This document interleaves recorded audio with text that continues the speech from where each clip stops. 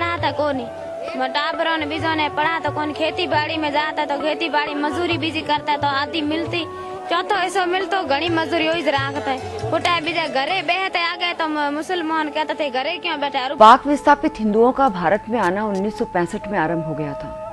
1971 में सबसे बड़ा माइग्रेशन 90,000 लोगों का था।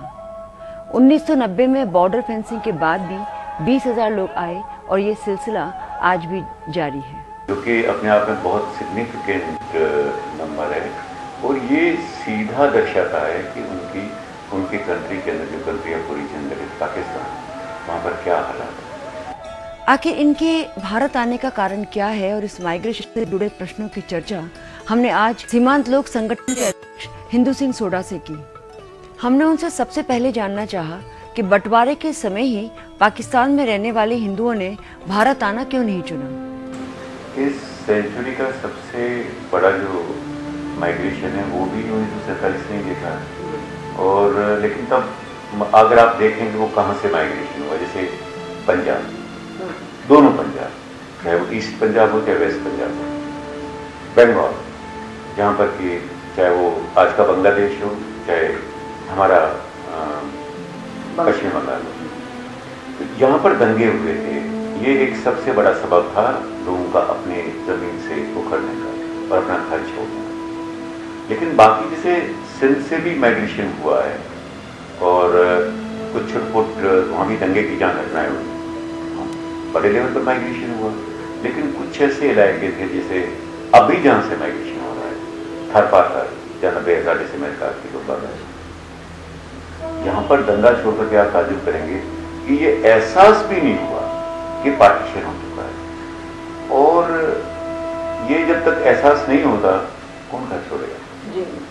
सिंधी उठा ले गया पास मन माई तो नको दीने नहीं आज शिकल मन को बताई नहीं कुंट पास में हुआ बाकी मौते को नहीं हुई नहीं इस मने होगी है में पाड़ा पति में होगी बाकी जो मरो गेणो गोठो टड़ टपड़ है कि जे ठाव नियोनी मारू तो चो ले जावे तो मने पासा को मिले मेहनत मजदूरी करा तो मने को मिले नहीं है नी पुटी पोटो सोटो मने हारी बीमारी मने को दे नहीं है नी मैं दुखरा मारिया ए थाया बचा ले है नी मेरे को अपना वतन जोए थोड़े सहारे करे मैं बचा लेने ने मोरे बच्चों रंग ते बट कोई को नहीं न को मोरे पेट भूखे पेट में धोनी है मोखन का शे को नहीं मेरे को भाड़ो करे हमारे धर्म री उठे पालन हार को नहीं धर्म ने बिल्कुल को माने नहीं बढ़िया किगर को माने नहीं मैं नी एक तो सिमरना कर सको नी गीता जी रो पाठ करे सको नी पेराल में को मोर छोकरा नैनो मोटर में धर्म रे खाता तो कुछ की कर सको नी मदर ठा सको नी मदर ने बना सको मैं।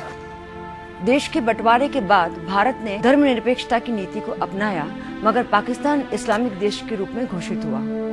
11 अगस्त के भाषण में जिन्ना ने अल्पसंख्यकों को महफूज रहने का भरोसा जरूर दिलाया मगर इस आशय को देश की नीतियों में शामिल नहीं किया और चूंकि धर्म आधारित देश में मूल धार्मिक संस्थाएं सुदृढ़ हुई और अल्पसंख्यक इससे असुरक्षित होने लगे। आप खुद भी 15 वर्ष की उम्र तक पाकिस्तान में ही रहे तो क्या आपने भी कुछ इस तरह का मंजर अपनी आंखों से देखा? बिल्कुल इसका एहसास चांस से मैं जब जिस इलाके से हूँ वो हिंदू पॉपुलेटेड इलाका था। जैसे मैं जिस स्कूल में पढ़ता था क्योंकि मैं 10th में पढ़ रहा था तो मैं जिस स्कूल में पढ़ता था उसमें 500 की नकल थी। 500 में से हम 400 हिंदूज थे, 100 ही थे मुस्लिम। तो आप अंदाज लगा सकते हैं ये शायद पाकिस्तान का एकमात्र ऐसा स्कूल रहा होगा जहाँ हमारी इतनी मेजोरिटी है। ऐसा इलाका था जहाँ मेजोरिटी में थे तो वहाँ इतना एहसास नहीं होता था। लेकिन तब भी इसकी शुरुआत जो है वो जैसे वहाँ पर जो अरेबिक पढ़ाने वाले कोई मौलवी साहब बाकी जो लोग उसी स्टाफ में जो होते थे उनका नजरिया साफ रहता था कि वो आने वाला समय कैसा होगा और एक हल्का सा आहट तो शुरू हो गई थी उस वक्त। ये बात होता है। और वो किस तरह की आहट थी? वो ये थी कि आप महफूज नहीं है, जो कोई एक इनसिक्योर जिसको हम फीलिंग कहते हैं उसका एहसास होने लग गया था।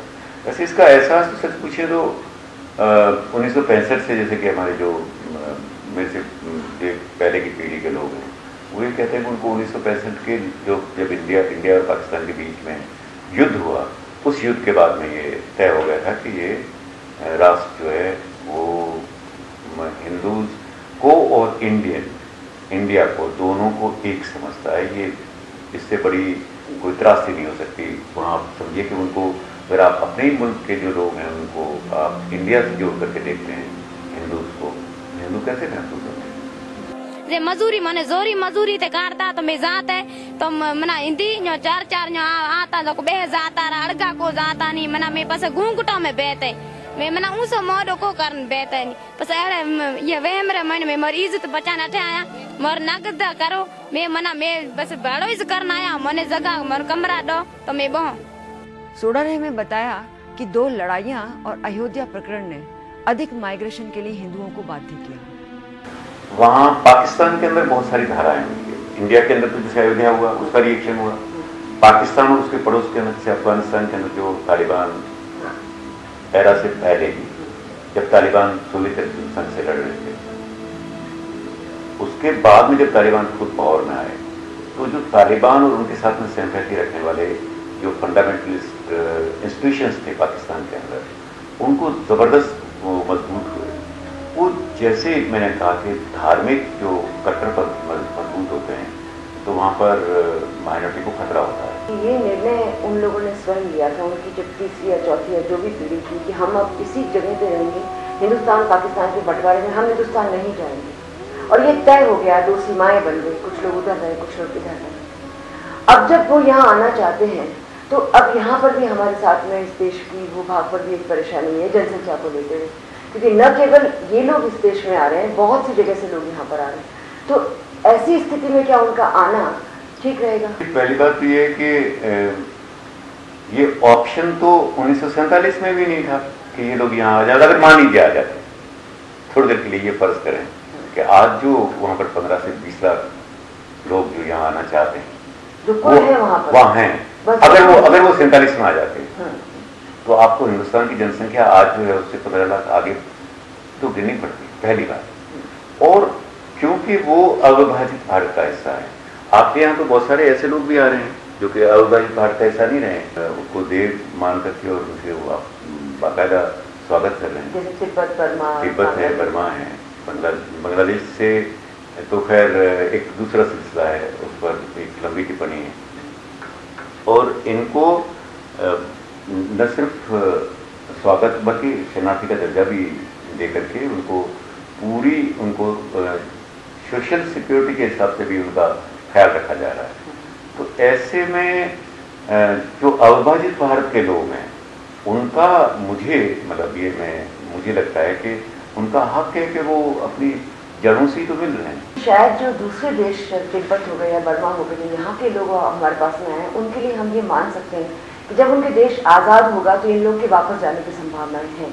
लेकिन ये जो लोग यहाँ पर आएंगे वो एक न एक दिन करके अब इस जनसंख्या के अंदर इजाफा ही करेंगे, बढ़ाएंगे। ये बात जो आपका सवाल है वो कॉमन प्रॉपर्टी शेयरिंग से ज़्यादा जुड़ा हुआ है।